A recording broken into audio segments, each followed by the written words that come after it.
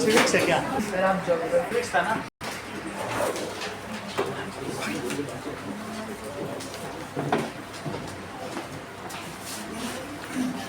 अब हम देखते हैं भारत की संविधान सभा कब ये बनी, कैसे बनी, कौन कौन लोग इसके साथ थे। जितने लोग थे उनमें कुछ प्रमुख लोगों के नाम आपके रूप में दिए हुए हैं, उनके फोटो दिए हुए हैं। सो देखिए, elections to the constituent assembly, elections to the constituent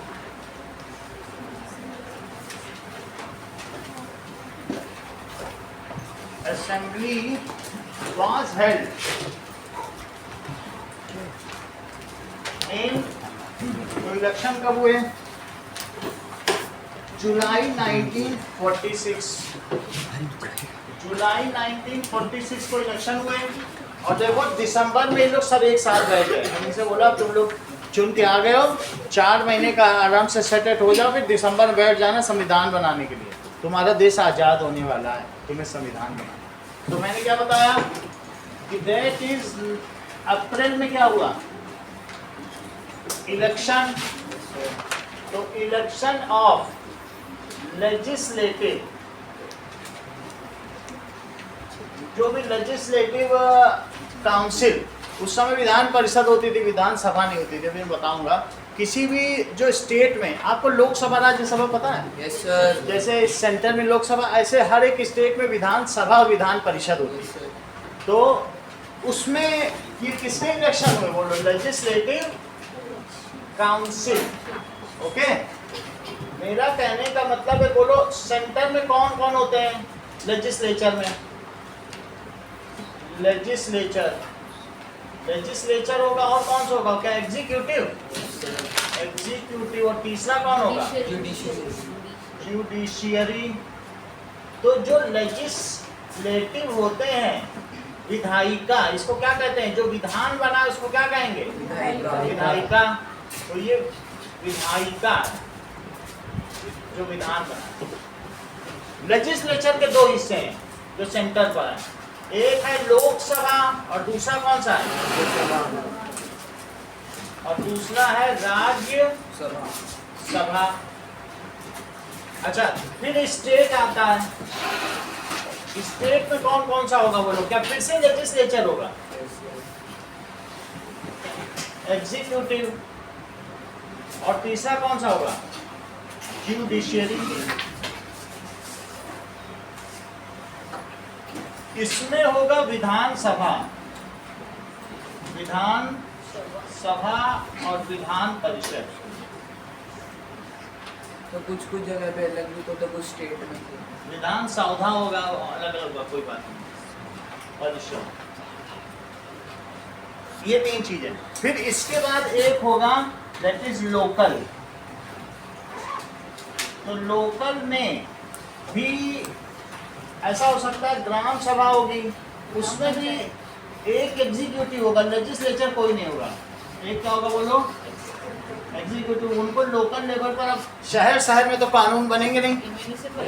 और एक होगा जुडिशियरी, दैट इज जुडिशियरी। इतनी बात समझ आ गई? यानी हमारे यहाँ की जो शक्तियाँ हैं वो 3 स्तरों पर विभाजित हैं। और इस स्ट्रक्चर को व्योम तुम क्या कहते हो? Federal structure. हमारे यहाँ के शासन कैसा बताइए? We are having government in 3 tier system. और जसमिता इस सिस्टम को क्या कहती हो? फेडरलिज्म। इसको क्या कहेंगे? Federal structure. तो हमारे यहाँ 3 tier सिस्टम है, एक केंद्र सरकार, एक राज्य सरकार और एक लोकल गवर्नमेंट। ठीक है? Federal parliament. तो फेडरल स्ट्रक्चर है। कैसा स्ट्रक्चर है बोलो? Federal structure. तो इसका मतलब क्या हुआ? हमारे यहाँ संघीय सरकार। संघीय सरकार का क्या मतलब है? इसका मतलब है कि राज्य, our country is a union of various state. हमारा देश भारत कई राज्यों का संघ है। संघ का मतलब समझते हो? यूनियन। तो ऐसे स्ट्रक्चर को क्या कहते हैं? संघीय सरकार, we are having a federal structure. बड़े बड़े देश 2 टीयर पे ही चलते हैं, लेकिन हमारा देश तो इतना बड़ा है 140 करोड़ पॉपुलेशन का, हमको 3 टीयर बनाने पड़ गए। और इसके अलावा इन तीनों की सारी संख्या मिलाओ जिनके पास पॉलिटिकल पावर है या पावर शेयरिंग, 2 लाख लोग यही है। इतने लोग क्या कर रहे हैं, 50,000 तो सरपंच ही हो जाएंगे। 546 तो हमारे यहाँ अलग अलग जो कंस्टिट्यूएंट असेंबली हैं। बात समझ में आ गई कि नहीं? तो इस तरीके से जब मैं ये बात कर रहा हूँ तो मयंक तुम इसको क्या मानते हो और इसको क्या मानते हो? इसमें लेजिस्लेटिव काउंसिल कौन सी है और लेजिस्लेटिव असेंबली कौन सी है? विधान परिषद है वो काउंसिल, काउंसिल जब सभा होती, विधान परिषद काउंसिल है और ये असेंबली है। इसी में तो एमएलए चुन के आता है। तो मैं इसी की बात कर रहा हूँ। बात समझ आई? तो यहाँ पर विधान परिषद में क्या हुआ बताइए, इसका दूसरा नाम क्या है? Legislative council. इसे लेजिस्लेटिव काउंसिल का मतलब ही सभा होती है। और इसे क्या कहेंगे पलक? इसके मेंबर को क्या कहेंगे?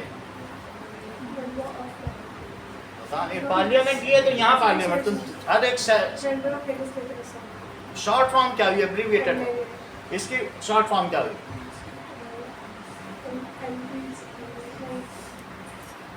लक्षिता, MLC, इसी का चुनाव जिसकी मैं बात कर रहा हूं। इसके मेंबर को क्या कहेंगे? Member of legislative. और इसके मेंबर को क्या कहेंगे? Member of legislative assembly. इसके मेंबर को क्या कहेंगे और इसके मेंबर को? Member of parliament. अभी बताया है पलक ने, मेंबर ऑफ पार्लियामेंट बताया कि नहीं उसने, कि पार्लियामेंट में तो मेंबर ऑफ पार्लियामेंट बैठेंगे। ठीक है, चलो। तो अब 1946 में लेजिस्लेटिव काउंसिल के पूरे देश में जो जो इनके प्रोविंसेस थे, कलकत्ता की प्रोविंस, सब जगह इलेक्शन हुए। ठीक है, पंखा अपनी तरफ पर लोग पीछे जा रहा है। सर 8 प्रोविंस थे। हाँ, तो दिसंबर 1946 में ये जो कंस्टिट्यूएंट, अपनी तरफ आ तो खींच लेना, पहला वाला खींचना। आ नहीं रहा क्या?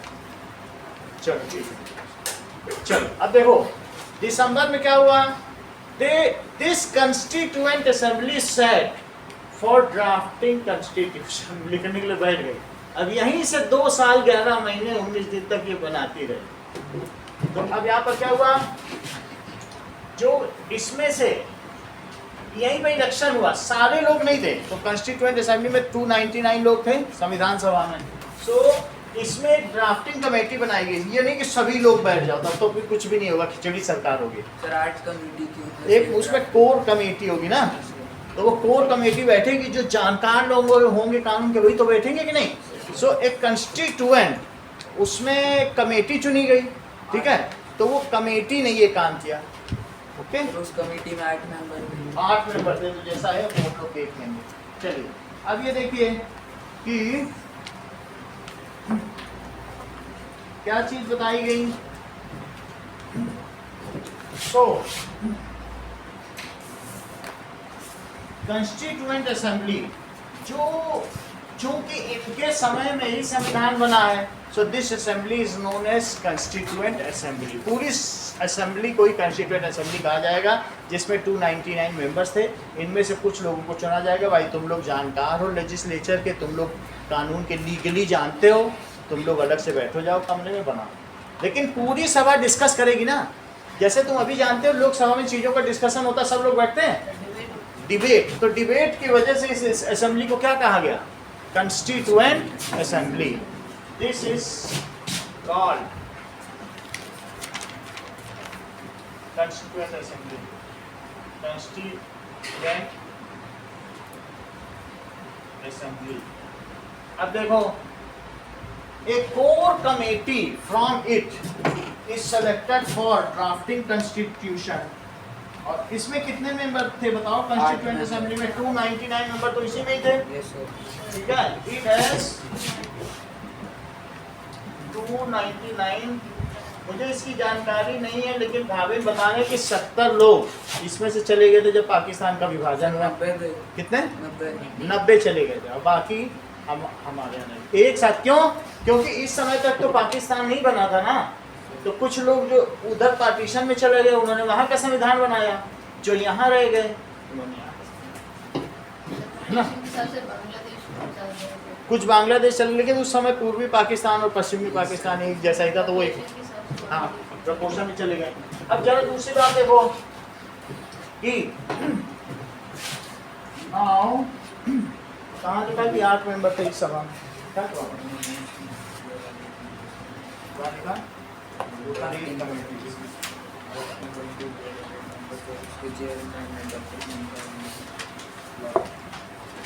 कुछ चीजें इनके में अच्छे से लिखे, इसको लिखे।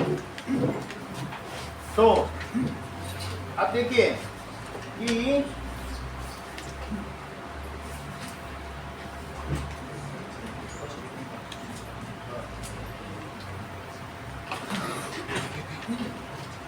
ड्राफ्टिंग कमेटी जो बनाती है, रफ पेपर करती है, उसे ड्राफ्टिंग कमेटी कहते हैं। Having 8 members, okay, ये sat on December 1946। पहली मीटिंग हुई थी, क्या चीज? उनकी पहली मीटिंग हुई थी। हाँ, मीटिंग हुई टू ड्राफ्ट कॉन्स्टिट्यूशन। क्योंकि मैं अगर यहीं से काउंट करना शुरू कर दूं, तो जब मैं नवंबर 49 तक पहुंचूंगा तो 2 साल 11 महीने ही होते हैं और 19 दिन, तो यहीं से हमें लेना पड़ेगा, क्योंकि तब तक हमारा कॉन्स्टिट्यूशन बन गया था। 3 साल में 1 महीने कम होंगे अगर नवंबर तक लो। तो अवर कॉन्स्टिट्यूशन गॉट प्रिपेयर्ड, कब प्रिपेयर हो गया बताओ? अवर कॉन्स्टिट्यूशन जो है प्रिपेयर्ड हो गया, उस पर सब क्या हो गया बताइए? 2 साल 11 महीने में, और अप्रूव भी हो गया, उस पर डिस्कशन भी हो गया। जैसे जैसे बनते जाते थे ना अनुच्छेद, वैसे वैसे वहाँ पर डिस्कशन भी होते थे रोज। ऐसा नहीं कि सब लोग बैठे थे। तो अप्रूव हो गया। 26 नवंबर को सबने साइन कर दिया, तुम्हारे बुक में जो बना हुआ उसका चित्र, कि हम इस संविधान को, इस देश को समर्पित करते हैं और खुद भी संविधान पर समर्पित होते हैं। ऐसा साइन हो गया। 2 साल 11 महीने में सिर्फ उन लोगों ने नहीं कि उसके बाद आए बोले लो बन गया, साथ ही साथ डिस्कस भी हो रहा था। तो अगर आप लोगों ने देखा होगा, वरना डिबेट हम दिखाएंगे इसमें कि कैसे डिस्कशन हो रहा था संविधान। नहीं, हमारे झंडे में तो झंडे का हमारा राष्ट्रीय चिन्ह क्या होना चाहिए, झंडे के बीच में अशोक चक्र होना चाहिए कि गांधी जी का चरखा होना चाहिए। इस पर 4-4 दिन तक डिस्कशन चलता था। कुछ लोग कहते थे नहीं, इस पर कमल का निशान और रोटी होना चाहिए, ऐसे ऐसे करते थे। तो हमारा राष्ट्रीय पशु कौन होना चाहिए, उस पर 4 दिन डिस्कशन चला। हमारा फूल कौन सा होना चाहिए, बोले फूल नहीं हो सकता कमल का, कमल तो बीजेपी का चिन्ह है। इस तरीके बोले नहीं, कमल के लिए रोटी, और कमल के लिए जो है हमारा 1857 में उस पर लोगों ने शहादत दी है। तो इस तरीके से बहुत डिस्कशन हुआ, छोटी छोटी चीज़ के लिए। भाषा पे डिस्कशन हुआ, भाषा पे डिस्कशन किया गया कि हम अपनी राष्ट्रीय भाषा हिंदी कर लें। तो जो साउथ के थे वो बोले हमें अभी बांट के अलग करो, ऐसे तुम वही काम करोगे कि जो हिंदी भाषी उनको तुम प्रमुखता दोगे नौकरियों में। बोले राष्ट्रीय भाषा नहीं होगी, ये राजकीय भाषा होगी। यू शुड एक्नॉलेज 13 लैंग्वेजेस, जो स्टेट की लैंग्वेजेस हैं तुम्हें एक्नॉलेज करना पड़ेगा। वही 13 भाषाएं रुपए में भी लिखी जाती हैं, जो भी हो, मतलब 13 लैंग्वेजेस है ना, बाकी और कुछ भी होंगी जो और भाषाएं, तो वो एक्नॉलेज हैं, ठीक है कि नहीं। तो इस तरीके से ऐसे बहुत प्रोलॉन्ग डिस्कशन डेली होते थे। रिकॉर्ड भी किया है उनके सारे, कुछ वॉल्यूम्स है, 12 वॉल्यूम्स है कुछ है, तो वो वॉल्यूम रखे गए, बहुत बड़े बड़े बल्कि वॉल्यूम। तो अवर कॉन्स्टिट्यूशन गॉट प्रिपेयर्ड, कब तक प्रिपेयर हो गया? प्रिपेयर्ड एंड अप्रूव्ड, और ये अप्रूव भी हो गया। इन्हीं सब लोगों ने साइन किया होंगे। अप्रूव्ड ऑन 26 नवंबर। तो आप काउंट कर लो, देखो 3 साल होते हैं और 1 महीना कम, तो 2 साल 11 महीने और 19 दिन लग गए। तो each has taken a period of 2 years। तो यहाँ पर आप देखें कि फर्स्ट मीटिंग हुई ड्राफ्टिंग कमेटी की, और ये जो है जो कॉन्स्टिट्यूशन was donated, देश को समर्पित कर दिया गया या ऑफर्ड टू कंट्री। कब किया गया? 26 नवंबर, और फिर लोगों से कह दिया गया 26 जनवरी 1950। कितने महीने हुए? 3 महीने हुए क्या? दिसंबर जनवरी 2 ही महीने हुए लगभग। बोल दिया 2 महीने में पढ़ लो। 26 जनवरी के बाद गलती करोगे, इस गलती की 13 साल सजा, इस गलती की 14 साल। अभी आज समर्पित किया, बोले जिसको जिसको पढ़ना है पढ़ लो। वकीलों से भी कह दिया पढ़ लो, बाद में ना कहना हमको अचानक सजा दे दी। 2 महीने का समय दे दिया ना सबको। संविधान की कॉपी पब्लिश होने लगी, लोगों ने खरीदना शुरू कर दिया, पढ़ना शुरू किया कि कौन सी सजा की गलती की कौन सी सजा मिली। उसमें सब लिखा रहता है ना, उसमें पीनल कोड भी है, दंड संहिता भी है, सिविल कोड भी है, जो न्याय संहिता है। तो हमारे संविधान के 2 हैं, मूल अधिकार, कर्तव्य, दंड संहिता, न्याय संहिता। दंड के भी है ना, पीनल कोड, सिविल कोड, ये सब है। हिंदू मैरिज एक्ट, मुस्लिम मैरिज एक्ट सब उसमें दिए हुए। उसको भारतीय न्याय संहिता पढ़ना है। हाँ, अभी कह दिया। सर, तो ये जो it has taken a period of, sir ये जो दिसंबर में फर्स्ट मीटिंग हुई वो कहाँ पे हुई थी? चेक कर लेते हैं कहाँ पे हुई। ठीक है, अब क्योंकि दिसंबर में हुई है तो चेक करते हैं। सर कांग्रेस की मीटिंग दिसंबर में होती है। अब ये देख लेते हैं, इसमें जो ये थे, इसमें कुछ नॉन कांग्रेसी मेंबर भी थे, क्योंकि अलग अलग प्रोविंस में से चुन के आए थे ना। तुम्हारे में फोटो बने हैं बुक में, देखो अलग अलग, उसमें दिखाया गया ये कांग्रेस के मेंबर थे, ये दिखाया गया। इसमें ये कॉन्स्टिट्यूशन आज भी क्यों मान्य है, इसमें अकाली दल के भी मेंबर हैं जो पगड़ी लगाए हुए हैं इसमें। और ये देखो इसमें किसके किसके, कम्युनिस्ट के भी हैं, मुस्लिम लीग के भी हैं। तो भाई इतने लोग जो चुन के आए थे, क्या सभी कांग्रेसी चुन के आएंगे क्या पूरे देश में? कोई चुनाव होते हैं क्या सब कांग्रेस आ जाते हैं? तो चूंकि इसमें सभी दल के लोग थे, और जो कॉन्स्टिट्यूशनल असेंबली में भी जो बैठे वो भी सभी दल के थे, तो इसलिए ये सर्वमान्य हुआ। जबकि ये जो चुनाव हुए थे वो गुलाम भारत में हुए थे, क्या आज़ाद भारत में हुए थे? क्या 46 में हम आज़ाद हो गए थे? और इन्हीं लोगों ने मिलकर बनाई। लेकिन चूंकि this committee consist of communist party, Congress, Muslim league, Akali Dal और अलग अलग है, आरएसएस के भी लोग इसमें है ना, राष्ट्रीय जनसंघ के भी, आरएसएस के, राष्ट्रीय स्वयं सेवक संघ के। So all members combinedly and truly they have, उन्होंने अपना पूरा प्रयास किया, ऐसा नहीं देश के लिए किया जो कि लड़ रहे थे। So they have made a honest constitution, unbiased, बिना पक्षपात वाला बनाया। ठीक है, तो इसलिए that's why it is unanimously accepted by all. हम सभी को क्यों ये एक्सेप्टेड है? क्योंकि हम जानते हैं कि क्या संविधान ने किसी के साथ पक्षपात किया है कभी? तो ये तो हम सभी जानते हैं कि न्याय ने कभी पक्षपात नहीं किया, इसीलिए न्याय की देवी की पट्टी भी बनी है कि वो देखती नहीं। So that's why this is one of the finest and largest constitution. Though first constitution was made by USA. सबसे पहला कॉन्स्टिट्यूशन किसका बना था? यूएसए के कॉन्स्टिट्यूशन से भी हमने लिया है, ऑस्ट्रिया से भी लिया है, ब्रिटिश से भी लिया है, जर्मनी से भी लिया है। So we have taken extracts from various constitution and made the written and the largest constitution. सही है?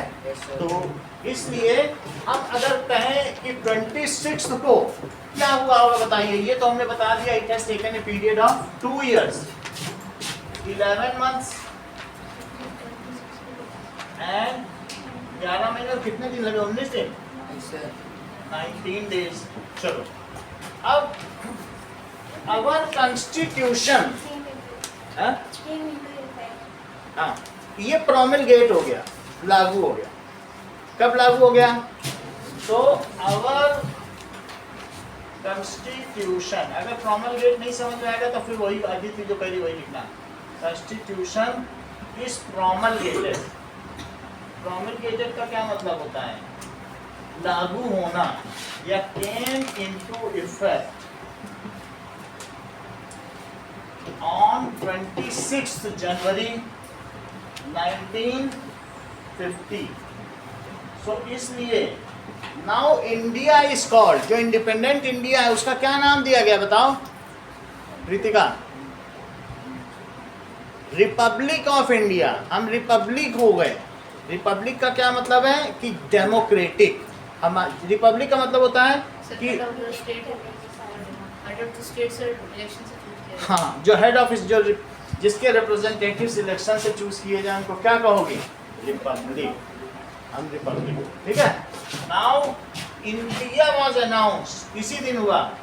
इसीलिए हम इस दिन को किस रूप में मनाते हैं? Republic day. India was announced as, नहीं तो हमारे ही हाथ में था, हम सोशलिस्ट हो जाते, कम्युनिस्ट हो जाते, और भी कुछ हो सकते थे, फासिस्ट हो जाते, नाजिस्ट हो जाते, लेकिन हम लोगों ने क्या चुनना स्वीकार किया? रिपब्लिक। रिपब्लिक और डेमोक्रेटिक एक ही है। मीन्स हेड या रिप्रेजेंटेटिव इज इलेक्टेड बाय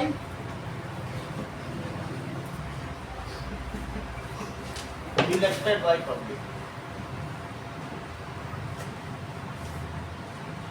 ये चीज हो गई। अब देखो कि सर कुछ और चीजें लिखे जो भाभी ने लिख रखी हैं सर, इसके कुछ डिटेल्स और, यानी फिर इसके परमानेंट परमानेंट इसके चेयरमैन कौन थे? संविधान सभा कॉन्स्टिट्यूएंट असेंबली के परमानेंट चेयरमैन कौन थे? Doctor Rajendra Prasad. Drafting committee के चेयरमैन। परमानेंट, हाँ बोलो जस्टिन क्या पूछ रहे हो? सर तो 26/6/1950 को हम रिपब्लिक डे का देंगे। रिपब्लिक डे तो कहते हैं ना, तो वो रिपब्लिक हो गया, इसीलिए हम रिपब्लिक डे कहते हैं। डॉक्टर राजेंद्र प्रसाद ये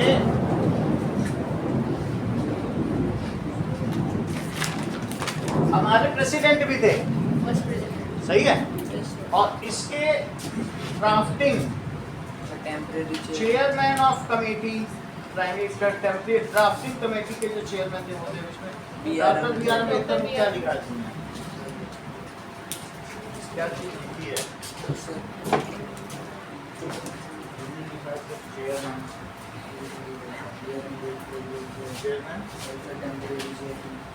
ठीक है सर, चलो और चीजें लिखें। चलो नाउ अब कुछ चित्र देखो इसमें क्या क्या बने और कुछ और डिटेल्स लिखो। सो चेयरमैन का मतलब है वो हेड है किसी चीज का, वो उस पूरी कमेटी को लीड कर रहा है, leader. It is chaired by chairman. Soul authority उसी की होगी, वो किसी चीज को एक्सेप्ट करे नहीं एक्सेप्ट करे, ठीक है। ओके नाउ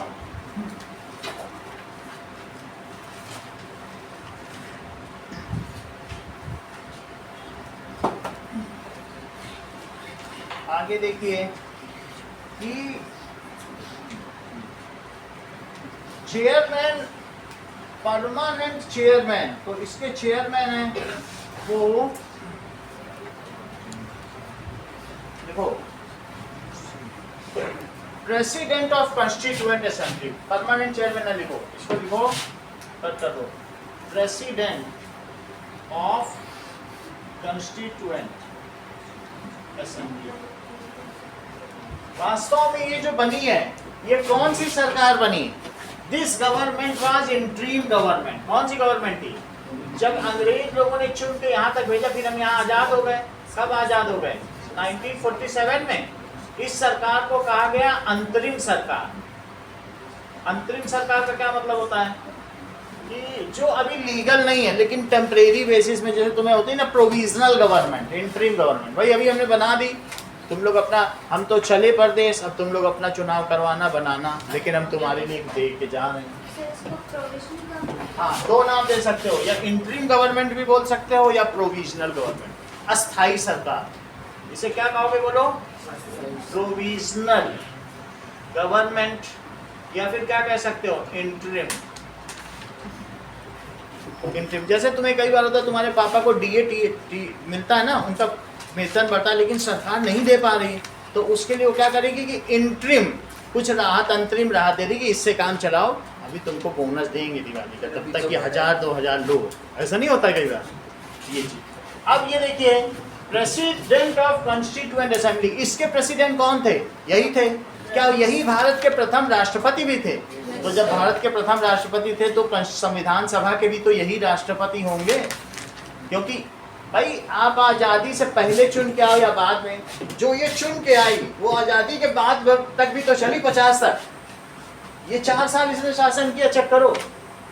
50 में हमारे इलेक्शन हुए थे, 26 जनवरी के 2 महीने बाद हुए, मार्च में। समझ में आ गई? तो उसमें लिख दिया संविधान में ऐसे यहाँ पर क्या होगा, हम ऐसा इलेक्शन कमीशन होगा, उसका एक मुखिया होगा, डायरेक्टर होगा, ऐसे ऐसे चुनाव होंगे। जब लिखा रहेगा तभी तो तुम करा पाओगे कुछ, इलेक्शन कमीशन के बाद भी सब बनेगी। तो इसका मतलब है कि 4 साल जो शासन चला ये किसके द्वारा चला है, प्रोविजनल गवर्नमेंट। और जो हमारे देश का राष्ट्रपति होगा वही तो इस संविधान सभा का भी राष्ट्रपति होगा।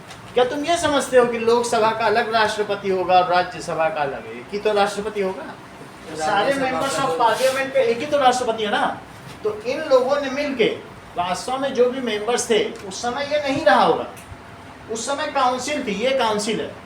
इसको क्या कहते हैं बताओ, हमेशा अपर हाउस को काउंसिल कहते हैं। ये तो चुन के नहीं आएंगे, पावर तो हमने दी नहीं इनको कुछ पुल बनाने की, ये सब लोकसभा करती है। सिर्फ उनको सिर्फ बहस करने का ही हमने अधिकार दे रखा था। तो ये काउंसिल बनी, समझ में आया? ये सब मेंबर इसी के थे। ओके, तो राज्यसभा का तो सर वाइस प्रेसिडेंट हो, वाइस प्रेसिडेंट है, मतलब उस समय 2 उन्होंने अभी बाई कैमरल सिस्टम है। तो यूनिकैमरल में खाली एक ही होता है। हाँ, बाई कैमरल का क्या मतलब बता जरा, सुन तो तुम भी रहे हो, क्या बताया उसने? तो टेक लगा के बैठी हो, राज तो सारा पूरा राज खुल जा रहा है, आधा 4 ब्रेन काम कर रहा है, तब भी बता पा रही कि सर नहीं पता। मतलब कितनी कैपेसिटी है देखो। हाँ, क्या बताया उसने? ठीक है, अच्छा हवा आ रही ना इसी की, ठीक है। कंफर्ट जोन बताना अपना, वापस ठंडक तो मिलेगी। हाँ चल, तो जैसा कि व्योम ने बताया कि ये अभी हमारी बाई कैमरल है, और व्योम ने ये भी बता दिया सर उस समय यूनी कैमरल थी। कितना अटेंटिव है सुनने, लिसनिंग इज लर्निंग, उसे पता चल गई बात। ठीक है, ये सोचे भी शाम को तो पीडीएफ आएगा ही, चलो पीडीएफ ही देख लें, ना देख पाए तो क्या करें, ये सोच रही मन में। तो क्या होगा, संडे टेस्ट छोड़ देंगे, क्या करेंगे, ऐसे सोच रही, प्लान बना रही है अभी बैठे। चलो, तो हमारा अभी का कौन सा है सदन, ये हालत जगह तुम्हारे सामने हमने दिखा दिया, सब सामने रख दिया। बोलो कौन सा system, by cameral. Low compare कर लो दो बच्चे, खाते वही रोटी के, घटिया आटे खाती है, बढ़िया आटा खाती है। चलो, और उस समय कैसा था, तो बाई कैमरल का मतलब क्या है, द्विसदनीय विधानसभा, जिसमें 2 सदन, उच्च सदन निम्न सदन, उच्च सदन निम्न सदन। तो हम हर स्टेज पर हम बाई कैमरल है। ये क्वेश्चन पिछले साल आया था एमसीक्यू में। तो that is we are having by cameral.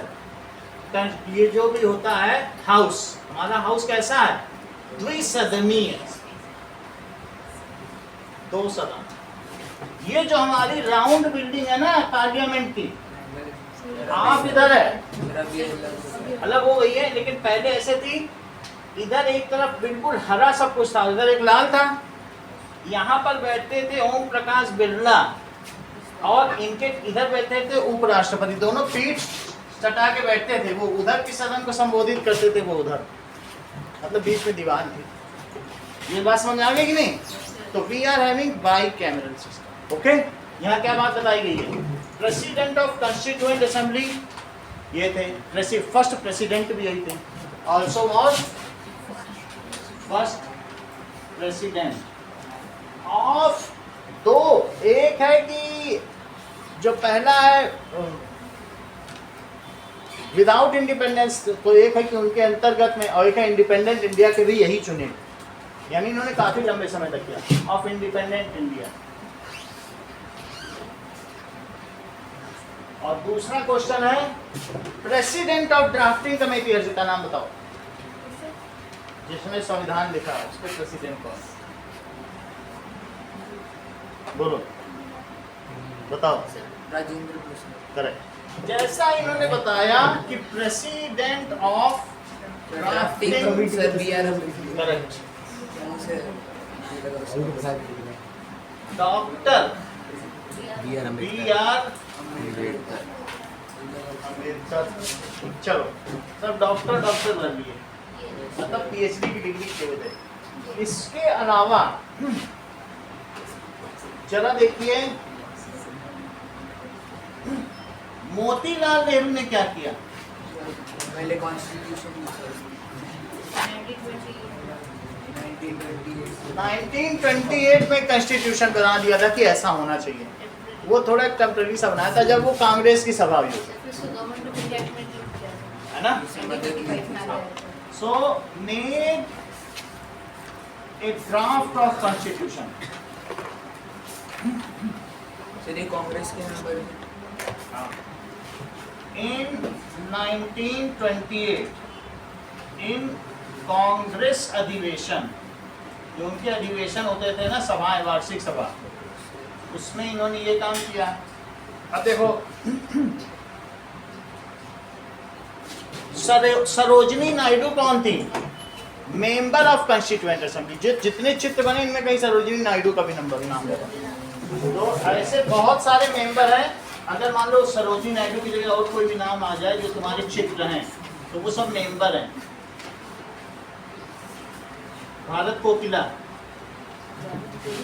उसको भारत कोकिला भी कहा जाता है क्योंकि उसकी आवाज ये पोएट भी so member of constituent assembly. Okay, आगे की बात देखें। सो ये सारी बातें हम लोगों ने देख ली कि कॉन्स्टिट्यूशन कैसे बना, क्या क्या चीजें थी। Okay, now preamble of constitution. जो सबसे पहले कहीं जैसे हमारी बुक में इंडेक्स लिखा रहता है, तो ऐसे ही जो शुरू के हिंदी की किताबों में 2 शब्द लिखे रहते हैं या प्रीफेस लिखा रहता है, उससे ये पता चल जाता है इस किताब में होगा क्या। वैसे ही अगर तुमने प्रीएम्बल पढ़ लिया जो शुरू में, उससे तुमको पता चल जाएगा कि इस पूरी बुक में या पूरे जो इतने सारे वॉल्यूम हैं उसमें क्या होगा। संविधान इतना छोटा नहीं, लोग छोटी छोटी कॉपी लेकर रखते हैं, लेकिन जिसके यहाँ पूरा संविधान है, पूरी पीछे की लाइब्रेरी का सिर्फ संविधान से ही भरा होता है। इतने सारे अनेक्शर हैं, बहुत सारे वॉल्यूम, समझ में आए, कोई छोटी चीज़ नहीं है। और इसमें भी 70 से ज़्यादा अमेंडमेंट्स हुए हैं। हम लोग इतना बल्कि है कि इसे अमेंड करना पड़ता है ना, तभी तो हम अपडेट रहेंगे। चीज़ें बदलती रहती तो अपडेट भी होता रहता है। तो अब देखिए कि our constitution starts with its a short statements on its basic value. तो प्रीएम्बल का क्या मतलब है? प्रस्तावना of our constitution. Our constitution starts with, okay, a short statements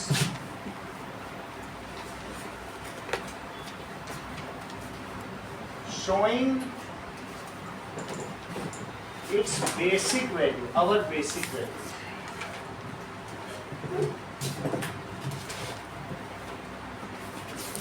it's ऐसा लिख सकते हो, बेसिक फीचर्स को बताता हूँ। Feature of constitution, it is called preamble.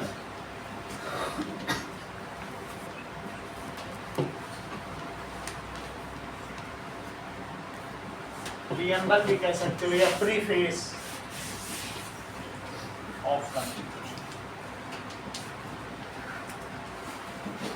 ना अब देखो इस प्रीएम्बल में क्या लिखा है, क्या आपकी बुक में ऐसा बना हुआ है और बड़े आर्टिस्टिक वे में उसको सजाया गया है, तो सबसे महत्वपूर्ण है। और जरा उसके ऊपर यूएसए का प्रीएम्बल देखो, उसके नीचे साउथ अफ्रीका का प्रीएम्बल देखो। प्रीएम्बल हिंदी में नहीं, इसको प्रस्तावना कहेंगे। कभी भी तुम लोगों ने निबंध लिखा है क्या?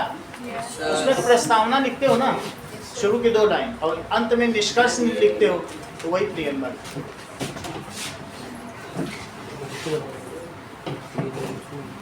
चलिए, now so let us see we the people of India. कैसे शुरू होता है ये?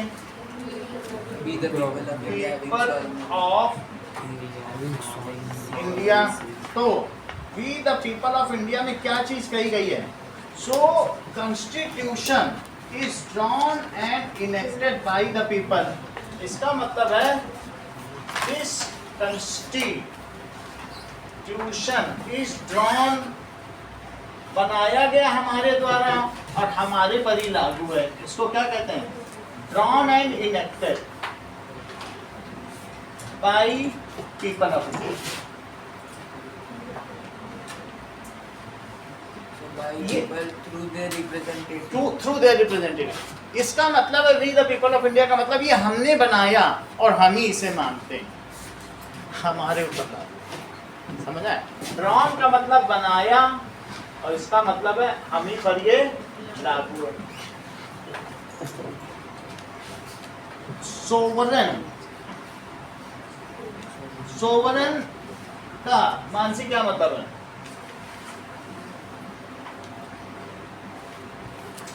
बोलो. सो अवर रेन, सम प्रभु. रेन का मतलब राज्य समझती हो? तो राज्य हमारे पर हमारा ही अधिपत्य है. इसका मतलब है सम प्रभु, मतलब we are supreme authority of our self. No one can interfere. अगर मैं तुमसे ऐसा कहूँ कि तुम अपनी मैथ्स की बुक आगे रखो और जो साइंस के पीछे रखो, साइंस की क्यों आगे रखो? तुम कहोगे no, it is my sovereign bag. You can not say something about where I should keep my books here और देयर. नो, ऐसे बोलोगे कि नहीं? It is sovereignty. सोवरेनिटी का क्या मतलब है? हमने आपको थाली में खाना दे दिया, आप चावल पहले खाओगे कि रोटी? है तो आपका सोल प्रॉपर्टी है ना. ये तो रोटी पहले खाओ. नहीं, nobody, no one is authorized to interfere in our internal or external matter. जब भी ब्रिटिश कहता है कि भारत सरकार देखो तुम्हारे यहाँ माइनर पर बहुत अत्याचार हो रहे हैं, तो इंडिया कह देती it is our sovereign matter. You are no one to इसके लिए इंटरफियर इन अवर मैटर. बात समझ आ गई कि नहीं? सोवरेनिटी का मतलब क्या है कि people, no one, people of India have supreme right in their internal and external matters.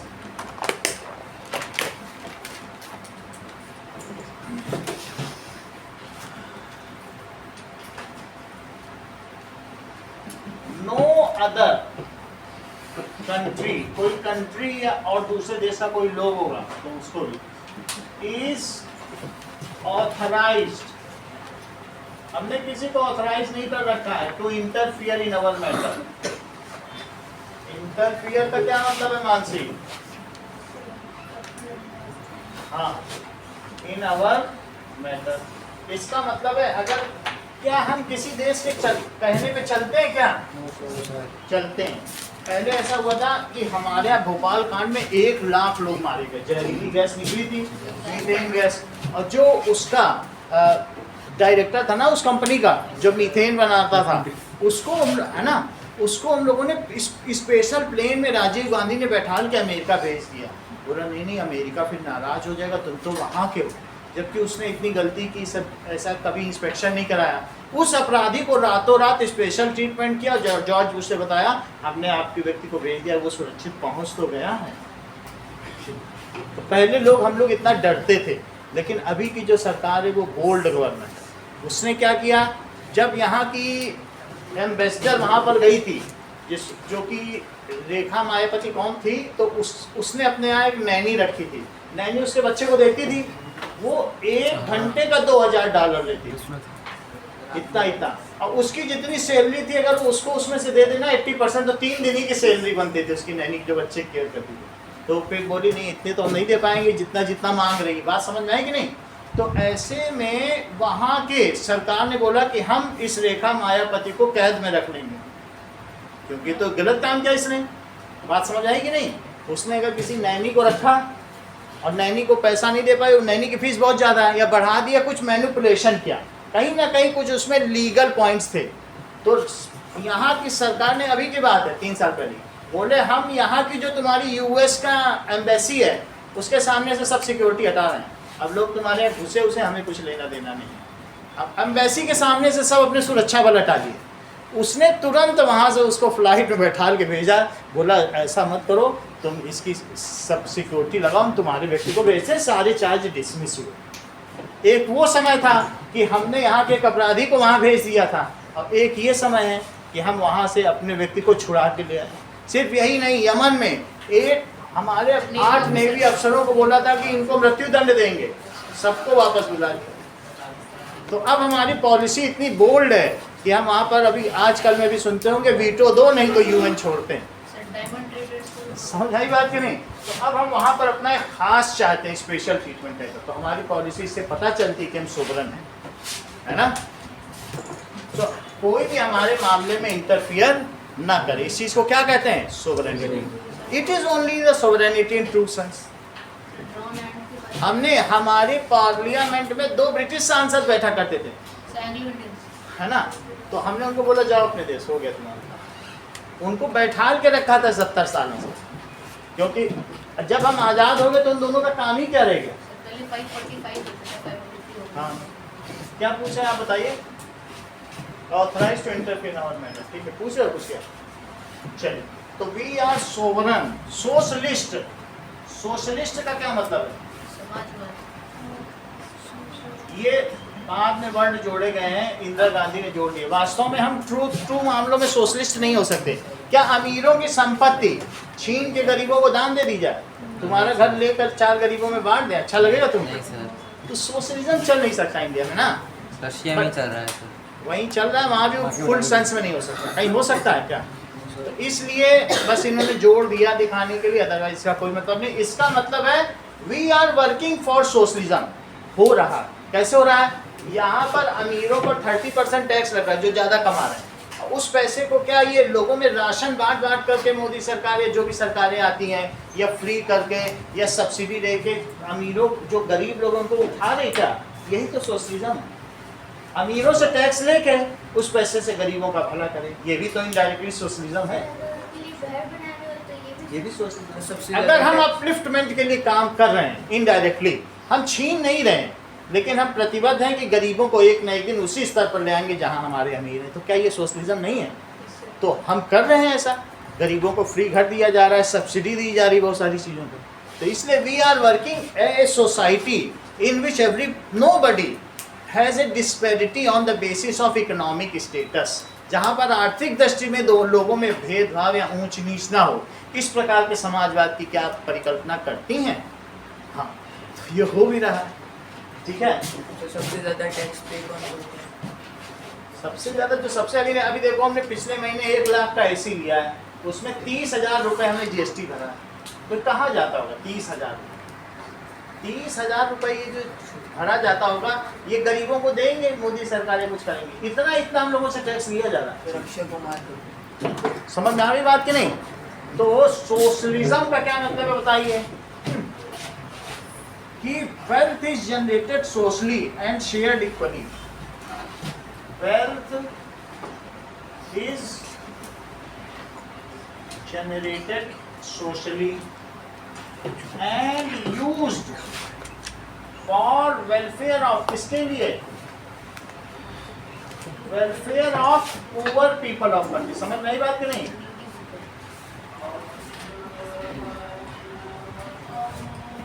So that they, जिससे कि वो इक्वल हो जाए, ऐसा हो रहा है। अब देखो, we are secular. Aditya, secular का क्या मतलब है? ये तो समाजवाद है, हम समाजवादी हैं, हम धर्मनिरपेक्ष हैं। कोई भी रिलीजन फॉलो कर सकते हैं। धर्मनिरपेक्ष का मतलब है कि our justice is not biased on religion, caste, creed. Religion कोई लेके होता है, धर्म नाम है, बोलो। सर पंथ पंथ निरपेक्ष भी है। तो जैसे कबीर पंथ। हमारा कोई ऑफिशियल रिलीजन नहीं है। There is no religion of state. सीधी बात क्या है? ये state does not sponsor any religion and does not stop to follow us any religion. वो ना ये कहेगा कि तुम इस रिलीजन को फॉलो करो, ये रिलीजन है, और ये भी कुछ नहीं कहेगा कि तुम क्या फॉलो कर रहे हो। यही आप यहाँ पर चाहो सुंदरकांड चलाओ, पीछे नमाज हो रही है, कर लो। तो इस तरीके से क्या होगा? दैट इज स्टेट का कोई रिलीजन नहीं। वहीं सऊदी अरबिया में आपके मोबाइल में भगवान शिव की फोटो निकल के आ गई तो आपको एक लंबा चौड़ा पनिशमेंट भी देना पड़ेगा, 3 साल की कैद हो जाएगी। कहेंगे मोबाइल में शंकर जी क्या करना, मोबाइल में नहीं देख सकते वहाँ, ठीक है, आपको उसमें से वाइप अप करना पड़ेगा। कोई भेज दे तो जल्दी से वाइप कर देते हैं। इस्लामिक रिपब्लिक हमारे से 1-2 फोटो भेजी गई, वहाँ हमारे मामा रहते हैं, कहते हैं इसे मत भेजो, ये हम लोग कोई देख लेगा, हमने नहीं देखी तो हम तो चले जाएंगे 3 साल। समझ आ गई बात कि नहीं? तो we are India in a true sense. आप यहीं पर देखते हो मास हो रहा है। मास का क्या मतलब है कि संडे को जो गैदरिंग होती है चर्च में, मास हो रहा है, लंगर भी हो रही है, नमाज भी हो रही है, और भी कई तरीके के। तुमने यहाँ जैन उत्सव देखे हैं कभी? अगर घंटा घर में होगे तो बहुत बड़ी बड़ी सवारी निकलती है जैनीज, जैन उत्सव भी होते हैं, कीर्तन भी होता है, वो सारी चीज़ें। तो इसलिए लेकिन सरकार इसमें किसी में हस्तक्षेप करती है? हमारे काम में भी पुलिस खड़ी होगी, उनके काम में भी, जिससे कि पीसफुल प्रोसेसन जाए, इक्वली ट्रीट करे। धर्म के आधार पर हमारे यहाँ न्याय नहीं होता है। अभी मालवीय नगर का ही केस है, उसने बोल दिया एक मकान मालिक ने कि भाई हम तो मुसलमानों को नमाज वो नहीं देते मकान। वो फ़ोन ले करके सब टेप कर लिया और जाके कोर्ट में, यही सेशन कोर्ट में दिखा दिया, हमें बोल रहे मुसलमानों को मकान देते। उसको 1 हफ्ते के अंदर 2 लाख रुपए देने पड़ गए। तो अगर वही आदमी 10 जगह चला जाए, ऐसे ही 20 लाख कमा जाए, सिर्फ वो फोन टेप करता है। ये बोल सकता था कि हम मीट खाने वाले को नहीं देते, तब गलत नहीं होता। उसने धर्म का नाम ले लिया ना, और इनडायरेक्टली तुम कुछ भी बोलो ऐसे। तो we state does not sponsor, और इसी वजह से हमारे यहाँ इतना डाइवर्सिफाइड नेशन होते हुए भी हम यूनाइटेड क्यों हैं? क्योंकि सबको संविधान पे भरोसा है। बाबरी डिमोलिशन हो गया, वहाँ पर आप देखिए कि गोल्डन टेम्पल में ब्लू स्टार ऑपरेशन हो गया, धड़ाधड़ बोले, लेकिन लोगों को इतना भरोसा है संविधान पे कि ये तो सेकुलर है, ये बचा ले जाएगा हमको। मुसलमानों ने कहा तुमको कोर्ट में देख लेंगे, हिंदुओं ने कहा देख लेना। दोनों देखने दिखाने की बात कर रहे हैं, लेकिन कहीं कुछ नहीं हुआ। लेकिन क्यों? Because our constitution is so strong and we are having deep faith on it. उसी में एक सरकार आई, मुलायम सरकार। मैं बात कर रहा हूँ यूपी की, जब बाबरी मस्जिद डिमोलिशन हुआ, वहाँ पर मुलायम सरकार ने क्या किया कि जो लोग वहाँ गए मंदिर तोड़ने, उन सब पे धड़ धड़ गोलियाँ चला दी, 5000 लोगों को मार दिया, उनके गले में बड़े बड़े पत्थर बांध के सरयू नदी में डाल दिया कि नीचे बैठ जाए, ऊपर लाश तैरे नहीं, लोगों के घर घर में। और फिर मुसलमानों ने जम के वोट दिए। उसके बाद वो सरकार आ गई, कल्याण सिंह की सरकार, बीजेपी की। ऐसा होता लिखा है, लेकिन मैं बता रहा हूँ कि बाबरी मस्जिद डिमोलिशन में हम सेकुलर नहीं थे। एक ऐसी सरकार आई, उसने वहाँ देखा कि कौन कौन सी पुलिस खड़ी है। तुम जस्टिन, अच्छा क्रिश्चियन, हटो यहाँ से, आओ अली भाई तुम यहाँ खड़े हो। उसने सारे मुसलमान पुलिस लगा दिए। वहाँ से मुलायम सिंह सरकार ने क्या किया, हिंदू पुलिस बुद्ध पुलिस को हटा दिया। कौन सा पुलिस लगा दिए? मुसलमान। और मुस्लिम पुलिस से बोले कुछ पूछने की होती, जरा सा इधर वो दाएं बाएं हो चला देना गोली, चल गई गोली। और वहीं कल्याण सिंह सरकार आई, उसने बोला मस्जिद टूट भी जाए तुम चुपचाप खड़े रहना, बस चुप, वो पैकेट में पूरी सब्जी दे खा लेना चुपचाप। पूड़ियाँ बट रही थी कार से, वो इन्होंने भी खाया। उन्होंने शाम को बोला प्रेसिडेंट के सामने, क्षमा कीजिए महोदय, हम मस्जिद को टूटने से बचा नहीं पाए, हम इस्तीफा देते हैं। तो उन्होंने भी 15 साल मजे किए। जिसने मुसलमान का साथ दिया, उनको ऐसा नहीं, मुलायम सिंह सरकार 15 साल रही है, खूब मजे किए।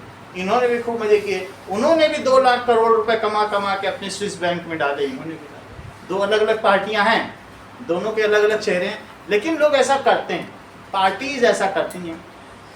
जिस मुलायम सिंह सरकार ने हमारे यहाँ दूध देने वाले अहमद के यहाँ बम रखवाए, उसी ने बोला तुम भी बम रख लो, मुलायम सिंह ने दिए हैं तुम्हारी सुरक्षा। हमने भी उसी मुलायम सिंह को, दोनों जगह बम रखवा रही है, हिंदू के यहाँ भी रखवा रही है और मुसलमान का। ये सब सुरक्षा है, लेकिन उसे क्या चाहिए? वोट क्यों चाहिए? क्योंकि सरकार में आ गई तो पैसा कमा के स्विस बैंक में रखेगी, 10 पीढ़ियाँ खाएंगे। बात समझ आ गई कि नहीं? तो इस तरीके से फिर भी हम ये कहेंगे कि ऐसा किसी भी करने वाले को फिर सुप्रीम कोर्ट दंड देता है, ये ऑथराइज नहीं। लेकिन उन्होंने चूंकि थोड़ा लीगल फ्रेमवर्क में किया, इस्तीफा दे दिया, हम नहीं कर सके। समझ आई बात कि नहीं? और वहीं दूसरे ने ज़्यादा कर दिया दोनों। ठीक है, मेरा कहने का मतलब है सेकुलर का क्या मतलब है? Government will not favor any religion.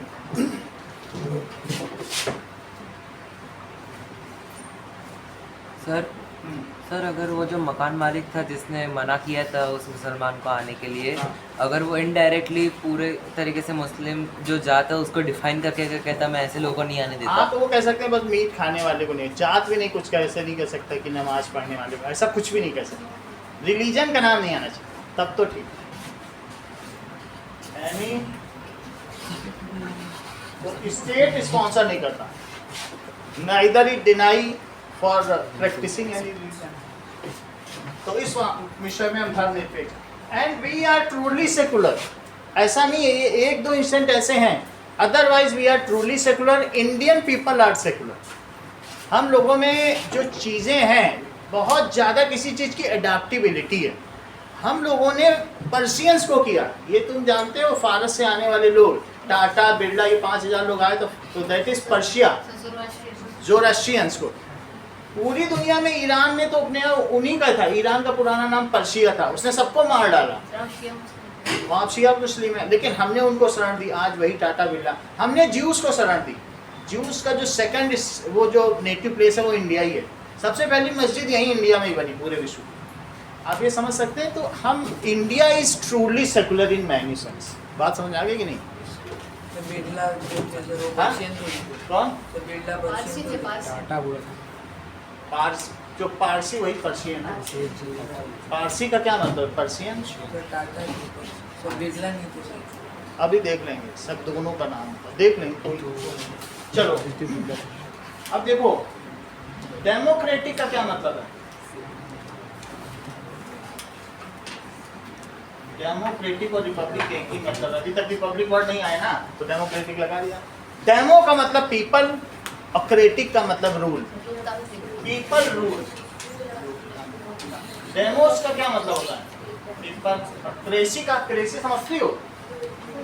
Rule. तो पीपल का रूल यानी लोग, लोगों का। और तंत्र का क्या मतलब होता है?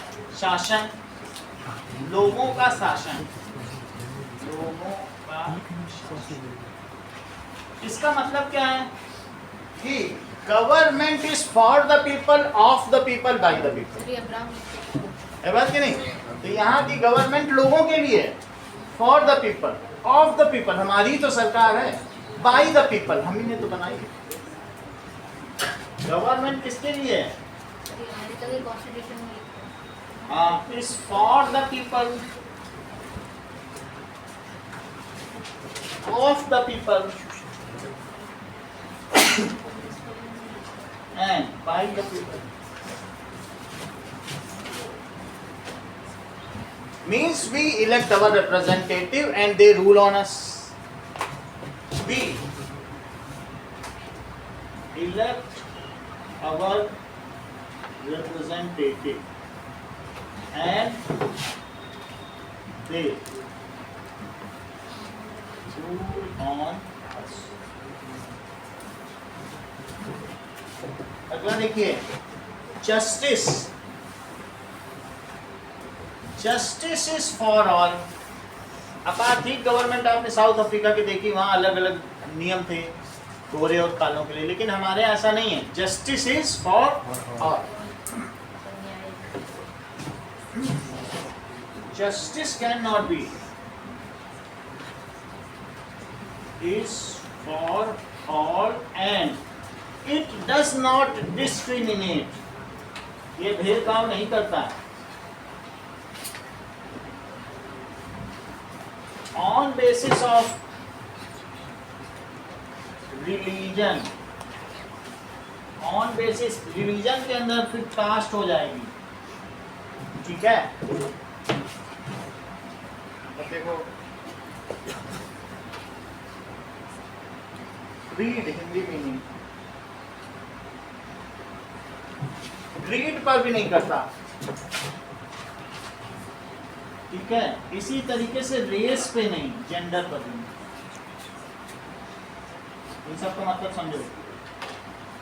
हमारे धर्म के आधार पर नहीं करता, धर्म तो तुम जानते हो कई तरीके के रिलीजन हो सकते हैं, हिंदू, मुस्लिम, आर्टिकल 15 हाँ कास्ट के आधार पर, जाति, upper caste lower caste. Upper caste समझते हो, ब्राह्मण्स, और लोअर कास्ट या द्रविडियंस, जो साउथ में अपर कास्ट में कौन आएंगे? Dravidians, sir Aryans Aryans. अब लोअर कास्ट में कौन आएंगे? SC ST candidate. और ये ब्राह्मण्स, तो क्या इनको ज्यादा न्याय मिलेगा कि इनको? किसी को नहीं, ऐसा मिलना नहीं चाहिए। Both are treated equally. अगर जिसने गलती की है तो कोर्ट उनको सजा देगा कि नहीं? ये डिस्क्रिमिनेट नहीं करता। सर क्रीड के बाद क्या लिखा है? रिजर्वेशन किया है, इसे हटाना चाहिए। रिजर्वेशन की अगर तुम बात करते हो तो सोशलिज्म के लिए किया गया, जिससे कि वो भी ऊपर आ जाए। नहीं तो एक ऐसी स्थिति थी, हमसे पहले, थोड़े पहले की है कि उनकी छाया पड़ जाती थी ऐसे लोगों की, तो लोग, ब्राह्मण लोग नहाने चले जाते थे, उनको तो सजा भी देते थे। अच्छे अच्छे जगहों पर ताल तलैया में पानी भी नहीं पीने दिया जाता। हमारी भी मदर मना करती थी कि तुम्हारा एक दोस्त दलित क्यों है या ऐसा क्यों कर रहे हो, क्योंकि वो उस समय कंजर्वेटिव सोसाइटी थी। अब हम बहुत आगे निकलना है। अब तो हम जिस बैंक में हम लोग काम करते हैं वहाँ पर कोई किसी से पूछता भी नहीं तुम कौन हो। रोज शाम को पार्टी होती है, तो क्या वहाँ कोई किसी से पूछने जाता है कि तुम दलित हो कि तुम ब्राह्मण हो? अब जिस सोसाइटी में रह रहे हैं वहाँ अलग थलग रह के जिया नहीं जा सकता। तो इसलिए जो सिटी या अर्बन लाइफ है उसमें it is not possible to live. तो हमारा कास्ट के आधार पर कोई भेदभाव है क्या? जो आप रिजर्वेशन की बात करें वो कौन सी बताइए? वो सोशलिज्म के लिए, कि गरीबों का पैसा लेके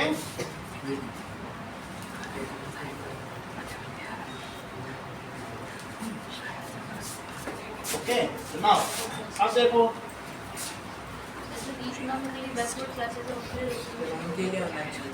हाँ इकोनॉमिकली जो पॉवर्टी लाइन के नीचे आते हैं उनके लिए होना चाहिए। हाँ, उनके लिए होना चाहिए था।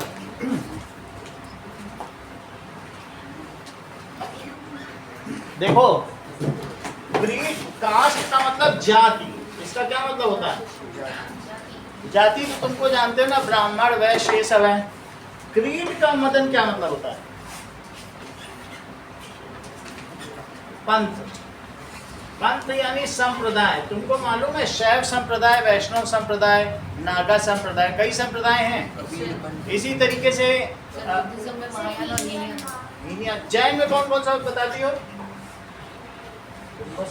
बताती कुछ नहीं, यही सब बता रहा है। सर पीताम्बर, दिगंबर और श्वेतांबर। बताया करो। क्रिश्चियनिटी में कौन से चार हैं? बताए थे तुमको हिस्ट्री में, बताओ सर 3 याद है। बताओ। ऑर्थोडॉक्स। बताया करो। अभी इसने जैन में क्या बताया? देखें, सुन पाई कि नहीं? जैन में क्या बताया? चार कौन से सर? सर क्रिश्चियनिटी में चार कौन से? अब हम लोग देखेंगे। बौद्ध धर्म में हीनयान महायान है। मेरा कहने का मतलब है पंथों के आधार पर भी। इसी तरीके से जो मुस्लिम है उनमें भी पंथ है, अहमदिया मुस्लिम, शिया मुस्लिम, सुन्नी मुस्लिम। तो within the religion there are various creeds. In Hindu religion there are various caste. However in other, Hindu में क्रीड भी है, अलग अलग पंथ भी है। शैव संप्रदाय, वैष्णव संप्रदाय, सेक्ट बोलते हैं। तो इसका मतलब क्या है? पंथ अलग अलग है। कौन कौन सा? जो शिव को मानते हैं उनको क्या कहते हैं? शैव संप्रदाय, नागा संप्रदाय, जो नागा बाबा रहते हैं ना हिमालय में, तपस्या करते हैं, नागा संप्रदाय, वैष्णव संप्रदाय, और इसके अलावा Hinayana, Mahayana, Shvetambar, Digambar, Catholic, Protestant, Orthodox, ठीक है। सीरियन चर्च यहाँ बना हुआ है कि नहीं? तुम यहाँ देखे होगे। इसी तरीके से रोमन कैथोलिक, बहुत सारे हैं। अगर क्रिश्चियनिटी में देखोगे तो कम से कम 70 से ऊपर हैं। मुस्लिम में देखोगे तो 72 फिरके हैं। तो जब वहाँ से सुन्नी नमाज पढ़ के चला जाएगा तब वहाँ पे अहमदिया जाएगा। एक साथ नहीं पढ़ सकते, उनमें भी बहुत चलता, इन्फीरियर सुपीरियर। तो इस तरीके से क्रीड के आधार पर हमारा रिलीजन भेदभाव नहीं करता। रेस के आधार पर नहीं करता कि भाई लक्षिता गोरी हैं और ये मानसी थोड़ा दबा रंग है, दबा रंग तो कहीं तुम जीती तुम हारी, ऐसे करेगा न्यायालय कि भाई तुम गोरी हो तुम जीत जाओगी, इनको हटा दे, नहीं कर सकते। तो ऐसा क्यों है भी? लेकिन ऐसा किया गया भाई, अपार्थीड ने यही किया है। साउथ अफ्रीका में क्या हुआ? काले लोगों से सारी संपत्ति छीन के गोरों को दे दी गई, रंग के आधार पर भेदभाव, रंग के आधार पर। तो लेकिन हमारा सिस्टम क्या रंग के आधार पर करता है? अभी भी ऑस्ट्रेलिया में तुम लोग न्यूज़ सुनते हो कि नहीं? इट इज ये रेसिज्म है। नागा संप्रदाय सारे का क्या है? यूरोपियन कंट्रीज में रेसिज्म चलता है। तुमने अभी थोड़ी दिन पहले न्यूज़ नहीं सुनी थी? उस पुलिस वाले ने उसके नेक पे गर्दन पे रखी है, पूरा तब तक दबाता रहा जब तक वो काला व्यक्ति जो रेड इंडियन अमेरिका का था मर नहीं गया। और उसके मरने के बाद वहाँ के लोगों ने ऐसी तोड़फोड़ की, काले लोगों ने मॉल में, सड़कों पे, कि तहलका मचा दिया। बात समझ आई कि नहीं? और उसने उसका मोबाइल वीडियो भी बनाया। मतलब तब तक वहाँ मारा जब तक वो मर नहीं गया। रेड इंडियन है वहीं के जो लोग थे, रेड इंडियन अमेरिकन ही तो होते हैं, वो अभी कम बचे हैं। बहुत कम है। 90% लोग थे, मार मार के 5% कटा। सर स्पेनिश फ्लू आ सर गया। वहाँ पे एक बीमारी भी ले आए Spanish flu. ब्रिटिशर्स में। तो हम बताओ, रंग के आधार पर भारत में तुम्हें कभी मिला है? जैसे तुम कभी किसी से केस लड़ने जाओ, कह दो अरे वो तो गोरा निकल गया, अच्छी हम तो काले निकल। ऐसे कभी तुमने सुना है किसी को कहते हुए? क्या तुम गोरे थे तो जीतेंगे नहीं क्या? गोरों से जीत जाओ। सर प्लेस ऑफ बर्थ के साथ से कुछ नहीं होता यहाँ पर। न्याय किसी चीज पर वो नहीं करता ना। दैट मीन्स रेस का क्या मतलब है? रंग पर आधारित हमारे यहाँ की नीति नहीं है। और जेंडर, अगर स्त्री जीत जाएगी कि पुरुष, कोई भी चीज़। कुछ भी जीत सकता है इसके लिए। So we are having justice which is not based on, इस पर बेस्ड नहीं है, which is not based. Sir place of birth के साथ लो अर्पित को दे दो। सर जो क्रिश्चियन में एक जो डिवीजन है जेंडर डिस्ट्रीब्यूशन सर हाविद को दे दीजिए, अर्पित को दे दीजिए। आप बोलो क्या पूछ रहे हैं?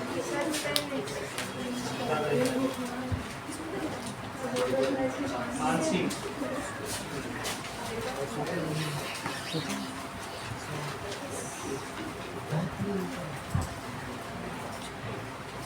मदन,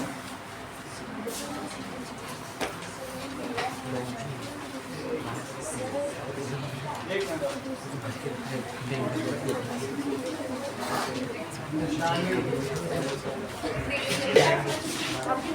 जस्टिस इज, समझो, जो जस्टिस है वो सबके लिए है, ठीक है? न्याय हमारा भेदभाव नहीं करता, ये बहुत बड़ी बात है। हमारा जस्टिस बहुत क्लियर है और मॉडरेट है। ये किसी ऐसा भी नहीं कि किसी को पत्थर मारता हो या फांसी देता हो। We are compassionate to the criminals also. Sir place of birth के हिसाब से भी नहीं होता है, प्लेस ऑफ ऑरिजिन नहीं होता। चलो अगला देखो। Next is liberty.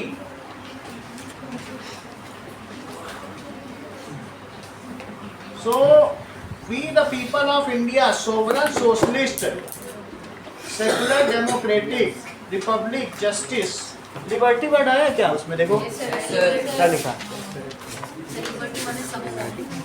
क्या लिखा? Economic liberty of thought. Okay, liberty of thought, expression, belief, faith and worship. किसकी लिबर्टी बताओ?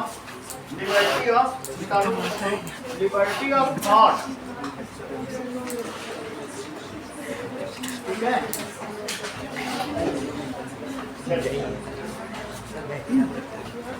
ओके, नाउ हमारे यहाँ क्या है बताइए? That is liberty of thought की लिबर्टी है। हम कुछ भी सोचने की हमको आज़ादी है।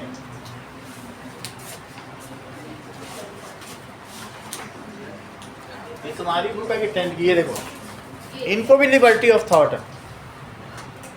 सबके मुंह में टेप बंधा है, बस बोलने की आज़ादी नहीं, सोचने की है। शाम तक बैठकर घंटों सोचते रहो, बोल नहीं सकते। ये फ्रांस में ऐसा है, सबका मुंह बंधा है। तो सोचने की आज़ादी है, बोलने की नहीं है। आधी इसकी पढ़ेगा कि हो गया, आधी और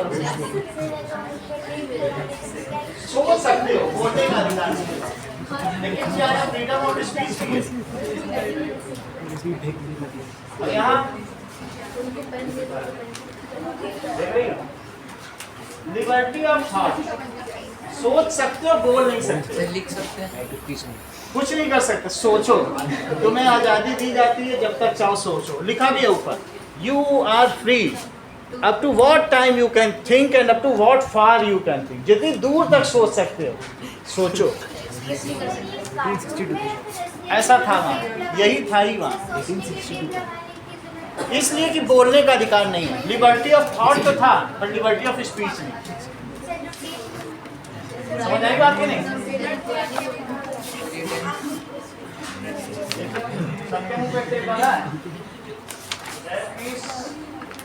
सोचने का अधिकार हो और बोलने का ना हो, ऐसा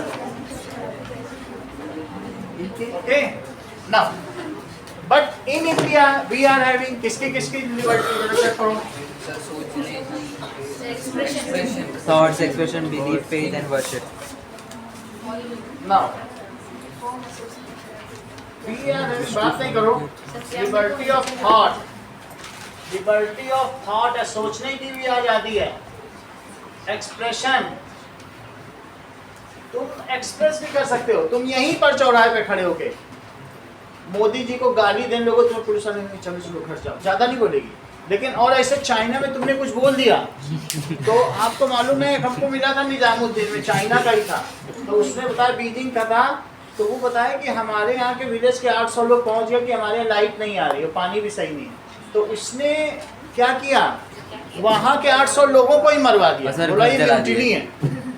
वहाँ एक्सप्रेशन की आज़ादी, लेकिन हम लोग को ही आज़ादी नहीं, सोचने की भी है, बोलने की भी आज़ादी, सही है। और किसकी आज़ादी? Thought, expression, belief. क्या तुम अपने मन का खुदा चुन सकते हो? जो तुम्हारा गॉड है, जिसकी वर्शिप चाहो, सुबह लंगर खाओ, शाम को नमाज खाओ, मतलब जो मुसलमानों का होता है कुछ अगर वो करते हो ऐसा तो खा लो जाते। चलो नेक्स्ट इज फेथ। तुम किसी फेथ को मान सकते हो, तुम्हारा जिस पर फेथ है उसको मानो, सही है। फॉर्म एसोसिएशन कर सकते हो, और क्या कर सकते हो, दैट इज वर्शिप। ये सब एक ही चीज है, एंड वर्शिप।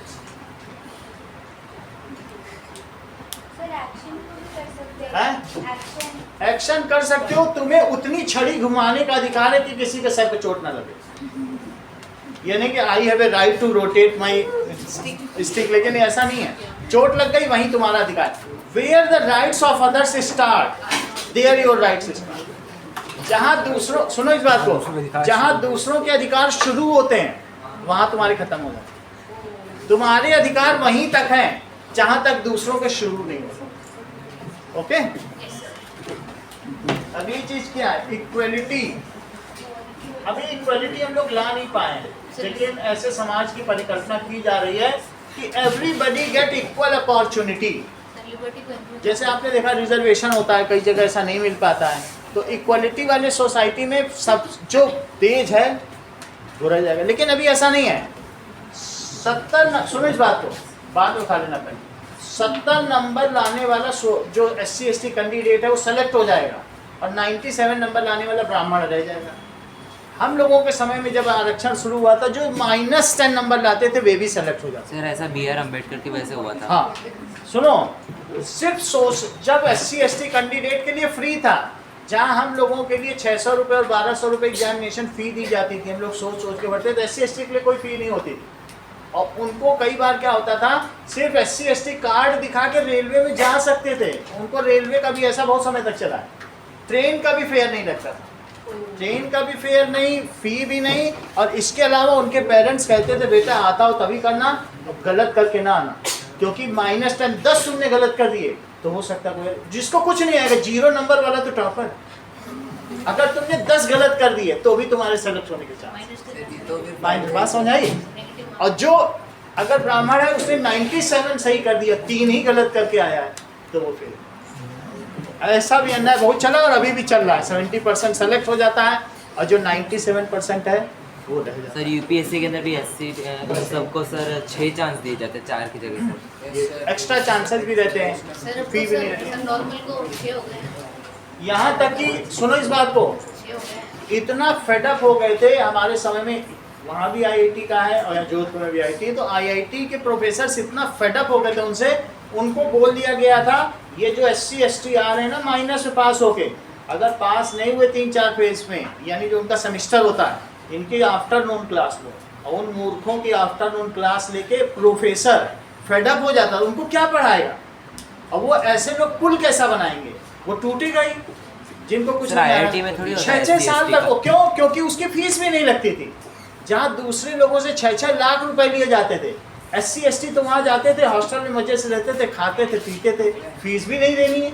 सर अब तो IIT के अंदर SC ST का बंद हो गया ना सर, ये बंद हो गया, चीज़। लेकिन ऐसा बहुत समय तक चला, अभी मुझे नई रिपोर्ट नहीं पता। However such was the status. तुम उन डॉक्टरों के बारे में सोचो, अगर कोई मेडिकल में SC ST के थ्रू चला जाए, वो सर्जन कैसा होगा और उसको पढ़ाएंगे कैसे? पढ़ा पाएंगे क्या? मूर्खों को कोई पढ़ा सकता है बताओ? तो इसलिए इक्वलिटी ऑफ स्टेटस, स्वतंत्रता, तुमको स्वतंत्रता है, समानता भी है। इक्वलिटी ऑफ स्टेटस, कैसा status? And opportunity.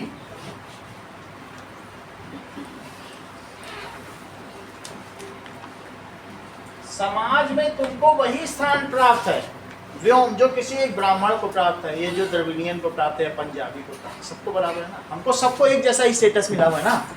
Our status is that we are citizen of India.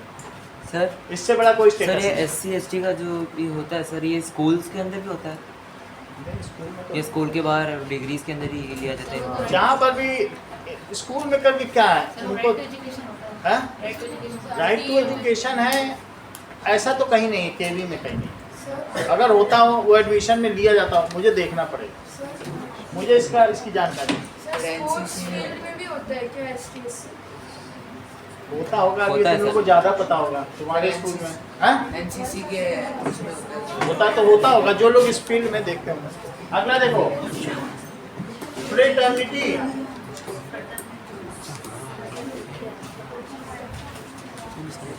देख लो, सुनो इस बात को। All citizens of India are brethren. Bharat के सभी लोग जो है भाई हैं। समझ आए कि नहीं? चाहे वो कोई भी हो। वी आर फ्रेटरन, बहन नहीं हो सकते, भाई हो सकते हैं। Assuring that the dignity of individual and the unity and integrity। तो बंधुत्व, विश्व बंधुत्व है ना। अब बंधु तो भाई को ही कहेंगे, तो ये भाईचारा, इसको क्या कहते हैं? भाईचारा या बंधुत्व, ऐसे लिखा है कॉन्स्टिट्यूशन में, लिखा है ऑल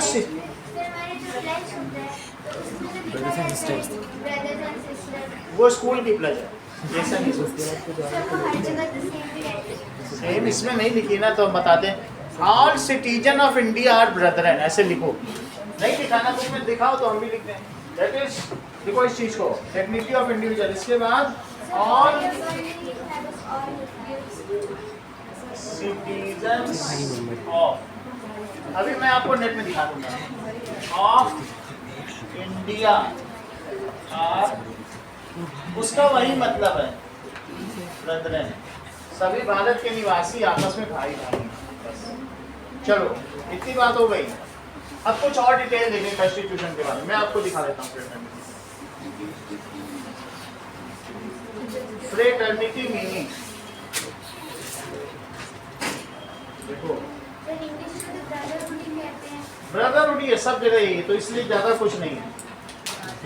फ्रेंडशिप, परस्पर भाईचारा, बंधुता, यही सब है, इसमें ज्यादा चलेगा। ये जेंडर से बहुत ऊंची चीज है, जेंडर को नहीं लाना चाहिए। इसके थीम को पकड़ो, जो इसका थीम है ना, एक्चुअली औरतों में ज़्यादा कभी लड़ाई हुई नहीं, बहुत सारे संप्रदायों में आप तुम देखोगे। ये ज़्यादा ये किस में लड़ाई होती है? It is for ego, for possession, किसी चीज़ के लिए मनुष्यों में, व्यक्तियों में ही लड़ाई होती है संप्रदाय में। औरतों को कभी तुमने झगड़ते देखा है कहीं पर? Our constitution is very large. Road पे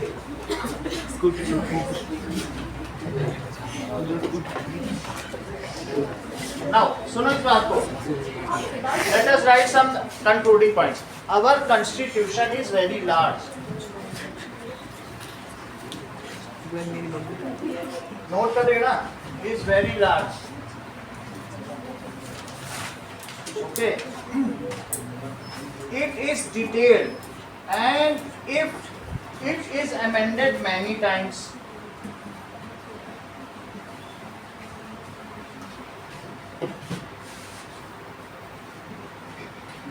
However, it is not easy to amend it. जब लोकसभा और राज्यसभा की 2/3 मेजोरिटी इसको मिले और भारत के 28 स्टेट्स में आधे स्टेट्स इसको अप्रूव कर पाए तब ये अमेंडमेंट होता है। ये नहीं कि वहाँ दिल्ली में बैठे बैठे अमेंड कर लिया, ऐसे नहीं हो सकता। 2/3 मेजोरिटी होनी चाहिए। और साथ में क्या होना चाहिए बताइए, संविधान में कोई अगर मौलिक संशोधन करना है, बहुत फंडामेंटल चेंज करना है तो ओके। लास्ट का बहुत तो इट इज कॉन्स्टिट्यूशन में बदलाव होते रहते हैं, अभी बहुत सारे होते रहते हैं, ऐसा नहीं 4-5 महीने पहले भी हुआ, तो होते रहते हैं okay. However the preamble of constitution it is tough to change. Sir preamble जो प्रस्तावना है उसमें कोई चीज नहीं बदली। फिर भी सोशलिज्म को किसने बदला था? इंदिरा गांधी ने। और वो भी कब बदला? इमरजेंसी में, इमरजेंसी के ही दौरान बदले। बोलो सर, अगर ये SC/ST रूल जो है वो इकोनॉमिक ग्रोथ को कम कर रहा है तो इसको हटा क्यों नहीं जाता? हटाता कोई पार्टी वाला नहीं है ना, क्योंकि जो 70% लोग हैं अभी मान लीजिए उनके तुम्हें वोट चाहिए, तुमने किसी को एक बार सुविधा दे दी तो लेना बहुत मुश्किल है। ऐसे में वो सड़क पर उतर आएंगे। तुमने इलीगली भी दे दी, तुम उसकी सुविधा बंद नहीं कर सकते, एक बार दे तो सकते हो। अच्छा वक्फ बोर्ड पर तुमने कह दिया, अच्छा तुम जहाँ हाथ रखोगे वहाँ तुम्हारी संपत्ति हो जाएगी, हाथ रख देना, और सामने वाला अगर उसे प्रूव नहीं कर पा तो तुम्हारी है। उसकी संपत्ति 1700 गुना बढ़ गई, उसने सुप्रीम कोर्ट पे एक बार हाथ रख दिया, वो भी बोलिए मेरा ही है। हाँ, वो जिस पर हाथ रख देता है कि ये मेरी है, उस ऐसे को फिर जो सामने वाला प्रतिपक्ष है वो कोर्ट में भी नहीं जा सकता। ये सब कांग्रेस ने कर रखा है। अब उसको हटाने के लिए कुछ नहीं किया जा सकता। थर्ड लार्जेस्ट लैंड ओनर है और पिछले समय में उसकी 1700 टाइम्स संपत्ति बढ़ गई, 1-2 गुना नहीं। जैसे आज 1 एकड़ है 1700 एकड़, और वो कितने लाख एकड़ है, रेलवे सेना के बाद उसी की संपत्ति। तो ऐसे ही इलीगली देते रहो, लेकिन बंद कौन करे? तो समझ में आया? It is very large. हमारे संविधान को बदला जा सकता है ओके, लेकिन इसके लिए चैप्टर उसमें बताया जाएगा कैसे बदला जा सकता है okay. Now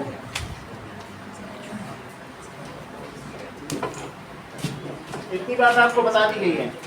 right A note on making of constitution, right A note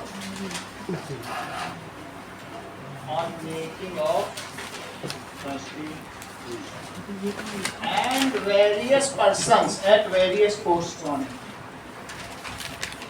various heads जो हमने लिखा है आपको ना, on temporary change of constituting